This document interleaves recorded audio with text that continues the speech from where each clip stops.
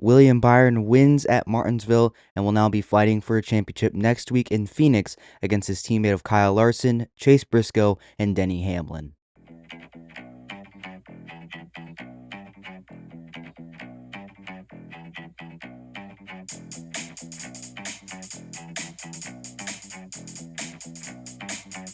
Hey, how's it going, everybody, and welcome back to Talkin NASCAR. I'm your host, Andrew. Thanks for stopping by. Hope your weekend has been a good one. Martinsville did not disappoint once again. Last year, it was surrounded in controversy. This year, it was a little more clean, a little more practical, and there weren't as many controversies as there were last year. And William Byron comes out on top, clinches himself a spot in the championship four, and like I already said, he'll be competing against Kyle Larson, his teammate, Denny Hamlin, and Chase Briscoe. So a Ford did not make the championship four. Blaney came up so close. Ryan Blaney in that 12 car was one of the best cars this weekend at Martinsville. Has been so good in these past couple races at Martinsville, especially in the fall races for whatever the reason may be, but just came up just a bit short. We'll get to that and so much more, but let's go ahead and get into this little recap here, starting out in stage one. Beginning the race, William Byron would lead from the pole position and would lead all 27 laps until lap 28 when we get our first caution of the race for Daniel Suarez, who got turned sideways by Bubba Wallace in a three-wide battle for 20th along with Zane Smith, but Daniel Suarez was able to get it back collected and keep it back straight. As Steve Letarte said on the broadcast, he basically wrecked himself and unwrecked himself. It was a nice save by Daniel Suarez. Most recently announced that he would be joining Spire Motorsports for 2026 in that 7 car, and Daniel Suarez would get caught up in a lot of big things in this race and involved in a lot of contact. Daniel Suarez actually did pretty well, was one of the few drivers that was actually able to move up at the initial start of the race, along with Ryan Blaney and a few other drivers. But so far in this race, Daniel Suarez gets spun, and an early caution, lap 28, actually kind of create a little bit of an awkward fuel situation, and that did not mean that anybody would play any weird strategy for the most part. All lead lap cars came down pit road. Nobody had been lapped yet, and the real big pit strategy was Michael McDowell, who took 2 tires to take the lead on pit road, and Chase Elliott, who actually worked his way back up inside the top 5 after starting in 6th, actually moved his way up into 3rd place, actually lost 4 spots on that pit stop cycle, and I think it was due to his left front tire changer actually had to run into the 51 car of Cody Ware's pit box so that a tire didn't obstruct with that teams in their pit stop, because everyone had come down pit road, a crowded place on that first pit stop cycle, and good call by his team, and being able to go get that tire was a smart move, so that could have prevented an even greater penalty that could have set Elliott behind early on in that race. But we would get back racing, and Mike McDowell would lead the way with Byron on his inside, but it was clear from the get-go that McDowell could not really hold on to that track position. The 2 tires just was not working for him, got stuck on the outside, and really could not move his way forward. And after taking the lead from McDowell, William Byron pretty much just set sail and did not look back, and he would win stage 1, and every single playoff driver except Chase Briscoe would score stage points. Byron would win stage 1, followed by Logano, Larson, Chase Elliott, and Ty Gibbs, a non-playoff driver, only inside the top 10.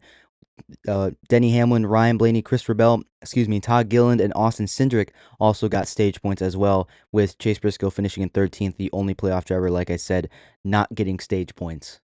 And so if I make it sound like that, once Byron kind of got out in front and really just kind of held on to it, yeah, you're right. It's basically Byron was able to get that track position and was able to hold on to it pretty much for the entire race, and the entirety of stage 1 was pretty much all William Byron. He almost led every single lap in stage 1.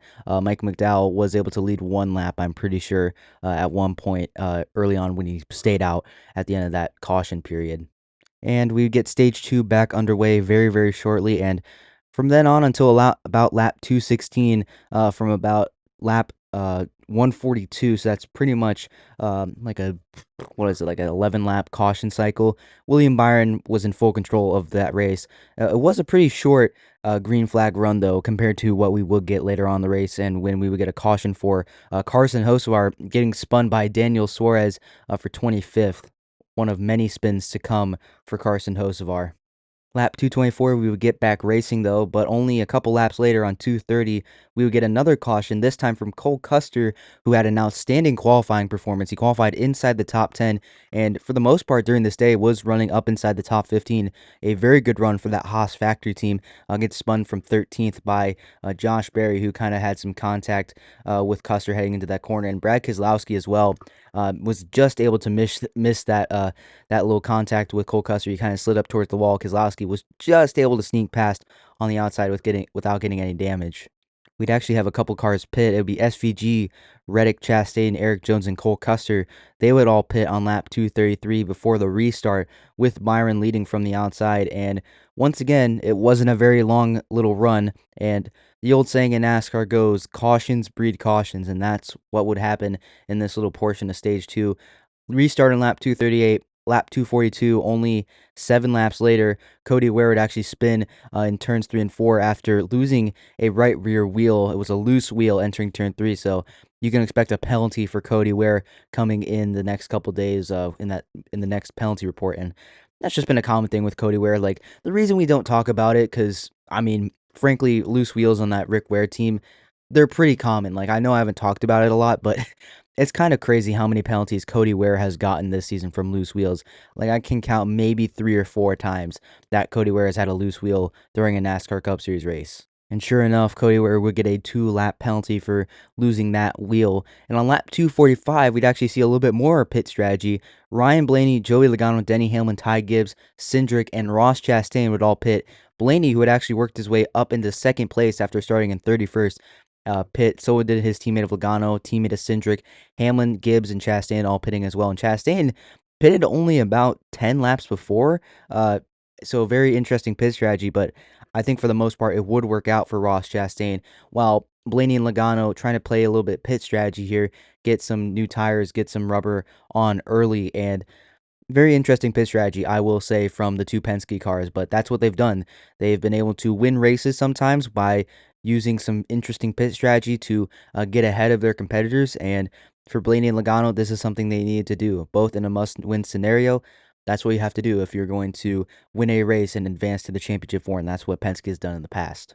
But we would restart on lap 250 and have about a 10-lap little green flag run to the end of stage 2, which William Byron once again would win, sweeping both stages, earning max points. Spoiler alert. Byron would get first place, followed by Larson. Christopher Bell actually worked his way up into third place.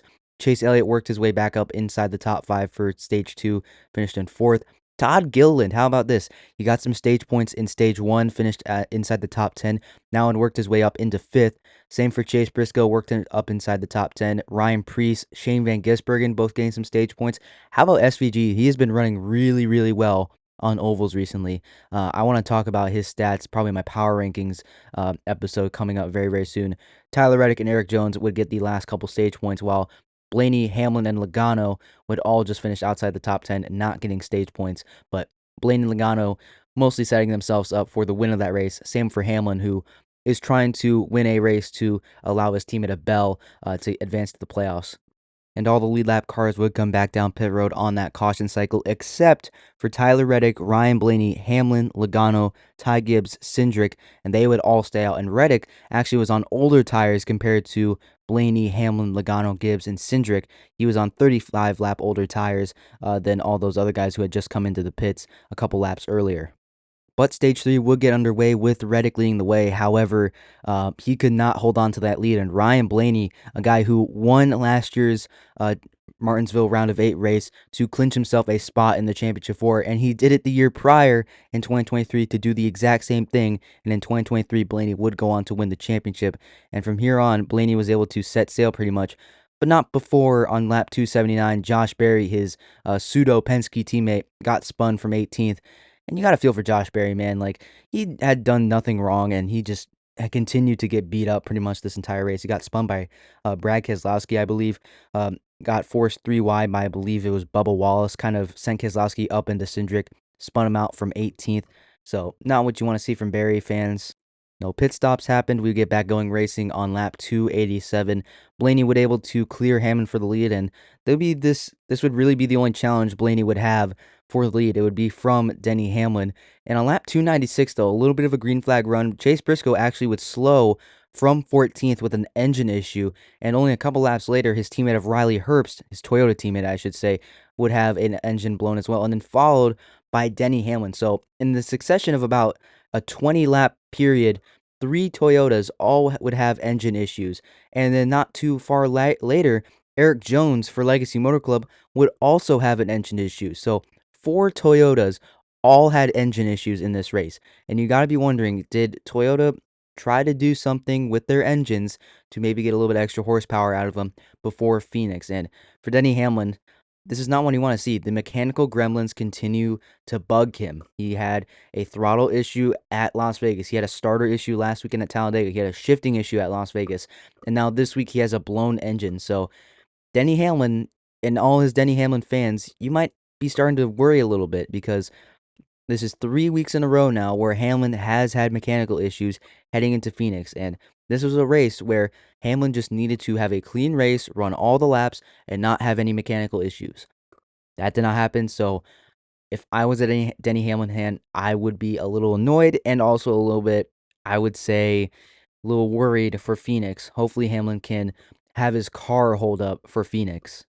But on lap 374, jumping to then, we'd actually get our first green flag pit stop cycle, something that we usually see at Martinsville, but with all the wrecking in Stage 2, we just didn't have any green flag pit stops in Stage 2, which we probably should have. But in the middle of this cycle, on lap 378, Eric Jones would get spun in turn 3 after he kind of locked it up heading into turns 3 and 4, actually spun out, and a caution would come out, and SVG had both come into the pit lane along with Kyle Busch and Ross Chastain before the caution came out, while all the leaders came in to get their pit stops done, and they all got trapped a lap down. And by the end of that caution cycle and everything kind of got figured out, only 8 cars were on the lead lap. However, Blaney and Byron, who were the only 2 playoff drivers on the lead lap after this caution period kind of came through and everything kind of got reset, Blaney was able to cycle back to the lead, while Chastain, Gillen, Berry, and Custer, all guys who were kind of starting to struggle in this race. Chastain specifically kind of was back in the mid-pack, not really able to go forward. Todd Gillen was starting to have issues with the handling of his car. Josh Berry and Cole Custer both have gotten spun in this race. This was a big break for them. This got them some track position that they were able to use, while guys like Chase Elliott, Kyle Larson, Bell, Logano, Ty Gibbs, Tyler Reddick, all the big contenders had to take the wave around to get back on the lead lap, and essentially were kind of stuck in their position, had to wait for another caution to help reset the field. They were kind of stuck back in traffic, because how the free pass and the wave around work, you are allowed to get back on the lead lap. You're given a lap pretty much, because nothing comes easy in NASCAR at this point, and you're able to move back onto the lead lap. However, you have to actually start at the rear of the field, and you're kind of have to work your way up through all the guys who are still 1 lap down or still multiple laps down. So they are in front of you on the track, but timing-wise, you are still in front of them. It's a little confusing, but it's a way of kind of keeping things fair. So those guys were at the back of the field, had to wait for another caution to get back up in front of the guys who are laps down track position-wise, like positions on the track physically, not timing-wise. If you don't understand what I mean, just look it up online. Like, I try to explain it the best I can. Hopefully you understand it, but that's what I mean when they took the wave around, had to start at the rear of the field. They're behind all the cars that are still several laps down to help and kind of ensure fair play. But we could get back racing on lap 390, and the caution that all those guys needed who had taken the wave around would come only 8 laps later, when Carson Hocevar once again got spun between turns 1 and 2. I believe this time was by Daniel Suarez. New Spire teammates, so I love what Steve Letarte said on the broadcast. Oh, the Christmas party is going to be really fun. I really like that. It was a really funny phrase, because new teammates going to have to meet up at Christmas very soon. Maybe an uncomfortable meeting, like, hey, you're the guy that spun me out at Martinsville. What the heck was that for? If you get what I mean. On this caution, though, we would see a little bit more pit strategy from Christopher Bell, Logano, Gibbs, Kyle Busch, and Tyler Reddick. And Christopher Bell actually made a really late move to come onto pit road in front of all the guys like Logano, Gibbs, Busch, and Reddick, because he saw that Kyle Larson was staying out, and Bell, who needs to beat Kyle Larson to advance to the championship four and have to gain 7 points on him before the end of this race if there is a winner from below the cut line like William Byron, like Ryan Blaney, like Chase Elliott, like Logano. Bell needs to finish a couple spots ahead of Kyle Larson to gain points and potentially move on because Bell does not have the tiebreaker. If the two tie, Larson and Bell, they will both end up having Larson will get the tiebreaker over Bell, and Bell will still be out. So Bell needs to beat Larson outright by a couple spots to actually make the championship four. So this is Bell making a little bit of pit strategy to try to move his way up through the field and gain some track position and potentially gain an advantage over Kyle Larson. We would get back racing on lap 405, and from here on till pretty much lap 483 when we get another caution, spoiler alert, it became clear that the two cars that were really the best and would be the main players for the win of this race would be Ryan Blaney running first and William Byron running second. And Byron was just sticking with Ryan Blaney. Even though Blaney got to about a half-second lead over Byron, he was still sticking with them. And as lap traffic came into play, Blaney started getting held up, and Byron was able to get to the rear bumper and actually on lap 457, Byron just completely sent it up the inside of Ryan Blaney into turn one, catching him a little bit off guard, sending Blaney a little wide, and Byron took the lead. However, Blaney was still there, and Byron would have to really kind of run away from Blaney because if anyone knows Ryan Blaney in the NASCAR Cup Series, Blaney is a hothead, and he will not forget, and if he gets back to you, he will pay you back for kind of using him up on the entry. And however, Byron was able to extend his lead to about a second over Ryan Blaney until lap 483 when Carson Hocevar once again will get spun in turns 4 and all lead lap cars would come back down pit road to get some new tires in service with only 10 laps to go. So this was shaping up to be an incredible race, and someone like Kyle Larson did not need this caution because this reset the field, got Christopher Bell back up into the conversation, and Bell, if he did want to advance to the championship four, he would again have to beat Larson by a couple points. So this was a very interesting position because with Byron and Blaney both in the position to win, they would be both winners from below the cut line. Bell and Larson would be two fighting each other. They would be fighting against each other for that final spot on points into the championship four. However, Byron and Blaney would lead the way from the front row, and even though Blaney made it kind of close on the entry into turn one, Byron was able to eventually clear him and was able to extend his lead by about 0.7 seconds and beat Ryan Blaney. So an absolutely incredible win, an incredible drive by William Byron to pick up the victory here. He started on pole, led the most laps. Absolutely incredible performance. He made the fastest lap, beating out Ryan Blaney by 0.06 6 hundredths of a second. So Byron was the best car today, and so was Ryan Blaney. Blaney made it close, but Byron was able to capitalize late in the race and was able to hold on to it and got the victory. And he will be advancing to the championship four to once again fight Kyle Larson, Denny Hamlin, and Chase Briscoe. So 2 Toyotas, 2 Chevys, 2 Gibbs Toyotas more specifically, and 2 Hendrick Chevrolets. No Penske's for the Ford teams, no other teams. It's the big 2 teams, Hendrick and Gibbs, the 2 teams that have really dominated this season, will be fighting against each other for a championship. But now taking a look at the rest of the finishing results here. Byron, of course, finishing in first. He led the most laps with 304 laps led. Ryan Blaney, to his credit, though, after starting in 31st, worked his way up inside the top 10 at the end of stage 1, worked up his way up inside the top 5 by the end of stage 2, and by the end of this race was fighting William Byron for the win. He led 177 laps as well. Chase Elliott started 8th, didn't lead any laps, but finished in 3rd. And it's kind of crazy to think that Chase Elliott, had the overall most consistent season out of anybody, had the best average finish about anybody, and he's not in the playoffs. And I guess the lack of wins and lack of stage wins really did come back to bite him. So Elliott may have had the best overall average finish, but it's very interesting because the lack of stage wins and lack of wins overall kind of hurt him. Only 2 wins from Kansas and Atlanta, so not enough for Chase Elliott. He needed to win this race as well. Did not have a good round of 8. Las Vegas had that penalty on pit road, kind of set him back. Talladega got caught up that wreck. That was the real dagger that really needed him to win today to advance into the championship four, but Elliott did not get that victory. Though Elliott was very good today. I will not try to discredit Chase Elliott. he was very good. He was easily one of the three best cars alongside Byron. Blaney emerged to be really, really good. I believe I think Logano as well, who finished in eighth, had a pretty good car. So those four drivers, I think, really had the best cars on track tonight in this race. So Elliott finishing third reflects where he ran most of the day and how his car ran pretty much this entire day.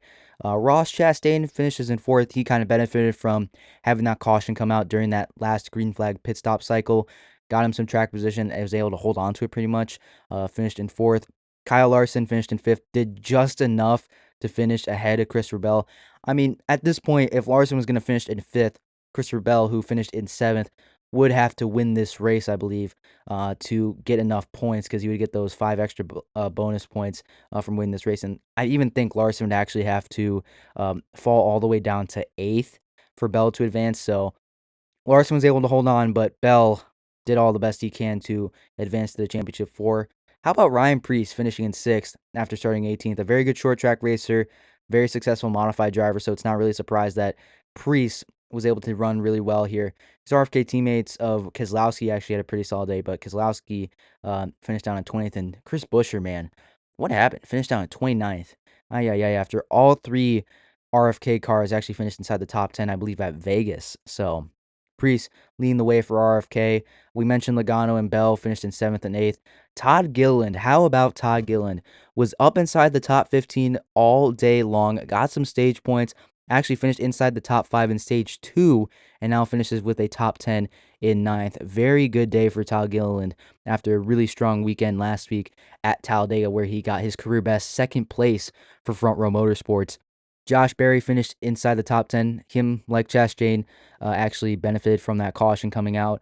Got some track position after getting spun out. Finished inside the top 10. Reddick and Gibbs, two non-playoff drivers, finished in 11th and 12th. How about Kyle Busch? Started in 7th. Really was kind of a big figure throughout the top 20 most of the day. Finished in 13th. A very good day for him. I mentioned him in the race in the middle of the show. SVG finishes in 14th. SVG has been running really, really well on ovals. Go back to New Hampshire. He ran really well there. Then you look at Kansas. He ran pretty well there. Las Vegas was running really well before he got caught up in that restart wreck. Last weekend at Talladega had a pretty solid result. And then this week finished inside the top 15 at a very tough track. SVG is starting to learn on ovals, so this is very encouraging signs for Trackhouse Racing. Now with Connor Zilic coming up, SVG is starting to figure it out on ovals. He pretty much outran Daniel Suarez today, so I think that's all that really needs to be said. So, and then Chastain obviously finished up inside the top 5. So SVG improving on ovals is a great sign. Austin Cindric finishes in 15th. He's good on short track. Same with his Penske teammates. Cole Custer, another shout out, finished in 17th. A very solid run from that Haas factory team. Announced that they're going to be moving over to the Chevy a couple weeks later. So their last couple races with Ford. And there's not really anybody else I want to talk about. I mean, Carson Hocevar, just spun out so many different times, finished in 31st. Rough day for Carson Hocevar. And you got the 4 Toyotas at the bottom of the grid, all DNFing from this race with engine issues. Eric Jones, Denny Hamlin, Riley Herbst, and Chase Briscoe. Toyota, gotta figure it out. And if you're a Toyota fan, you might be shaking in your boots a little bit, because 4 engine failures that all happened in pretty much succession, that's not good for Toyota, and they're going to need to figure that out, especially the 11 car Denny Hamlin, who has been good all year, but those mechanical gremlins have been slowly starting to bite him as these playoffs go around, specifically in the round of 8. Like I already mentioned, had that throttle and shifting issue at Las Vegas. He had that starter issue at Talladega, and now he has an engine failure at Martinsville. Not good overall, kind of sapping their momentum, in my opinion. So I'm going to be very interested to see if Toyota can keep their cars together in the Championship 4. Now, the Championship 4 has been set. Like I've said, it is Chase Briscoe, Denny Hamlin, the 2 Gibbs cars, going up against the 2 Hendrick cars of William Byron and Kyle Larson. And in this Championship 4, Kyle Larson is the only driver that has a championship. He won the championship back in 2021, the final year of the Gen 6 car. Meanwhile, Byron has been racing since 2018 in the Cup Series. Will be fighting for his first championship. It will be the second time he's been to the Championship 4. Chase Briscoe, the first time he's been to the Championship 4. And Denny Hamlin, I mean, he's been to the championship for so many times and has not won a championship. So a lot riding on this one. 3 drivers all hungry for a championship, their first one, while Larson is the one guy who has a championship. He's going to looking to get his second one. Thank goodness Joey Logano did not make the championship 4, because if he made the championship 4, I might have lost it, and I may not be recording tonight. I may just be sulking in my bed, because I did not want to see Logano make the championship 4 once again. And it looked like early on this race, Logano might have a chance to win this, but thank goodness he finished in 8th place and not in 1st. Oh, man, that is such a relief. I would much rather have seen, I mean, I would have rather seen Josh Berry in the championship 4 than Joey Logano at this point. Just saying. But to wrap up this episode, to wrap up this race weekend, the final weekend is coming soon of NASCAR, and the NASCAR Cup Series Championship weekend is next week. Let's put this race on the triple R scale. Okay, Martinsville, the Xfinity 500. Immediately did not have the same amount of controversies last year, so that's a plus. And I thought the racing overall for Martinsville, I think, was pretty solid. I mean, I can kind of compare it to what it was last year. In my opinion, maybe wasn't as good. I really did like the night race last year. I think a Martinsville night race is really, really cool, but I guess you kind of have to keep it in the day because it's kind of cold now. It's October, the final weekend, or can you call it the final weekend in October? Because Halloween's on Friday. I guess you can call it the final full weekend of October, so it's going to be cold. But still, the racing was good. I do hate that there wasn't really any more green flag pit stop cycles. There wasn't a little bit more pit strategy. All those cautions in stage 2 kind of messed that up. So that's a little bit of a disappointment for me, at least. I would like to see a little bit more pit strategy. Maybe would have spiced this race up a little bit more, but still, overall, this race was really good. Again, racing product, it's not the best short track race ever. You saw a little bit of contact, some really good racing on the restarts, especially. And I did like, though, that you did have Ryan Blaney and William Byron kind of getting out to that big lead on the field, especially late in the going in that race. Like Byron and Blaney were up on about a half-second lead on Chase Elliott in third. So that was something that I noticed, which was really cool to see. You had the two best cars kind of separating themselves from the field like they were performance-wise in this race. So that was really good. It looked like a great fan turnout overall, and they got treated to a really good race overall in this race. Byron walking away with the victory. Always better than Joey Logano getting the victory. I will say that. So overall, this race was pretty good. I'm going to give it a 75%, so that's about a C. Not the best race ever. I don't think that the next-gen car is very good on short tracks. It's definitely not its bread and butter, the next-gen car, but it was still a pretty solid short track race. Hopefully, with the added horsepower next year, we'll see the racing improve a lot more. So I am very excited for the new horsepower increase coming to the short tracks and all the tracks below a mile and a half next year. But 75% on the triple R scale. Let me know down in the comments what you thought of this race, what you would have given it on a scale all the way from 0% all the way up to 100%. I think C is a pretty solid score for this race. You guys are going to have to let me know down in the comments section below.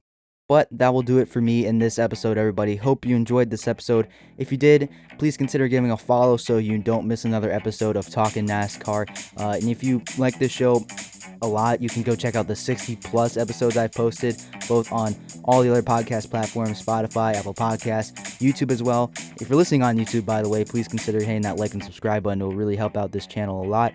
And again, there's a bunch of episodes on that channel as well. If you like what I'm doing over here, I think you'll really like Talking Sports with Miles and Andrew. The main show I do with my buddy Miles, we talk about sports, not just NASCAR. So football, baseball, basketball, a little bit of hockey, a little bit of soccer, a little bit of everything goes into that show. So you guys should go really check that out if you are into more sports than just NASCAR. But hope you enjoyed this episode, everybody. I will see you very, very soon, and hope you enjoy the rest of your weekend. I will see you in the next episode, everybody. Bye.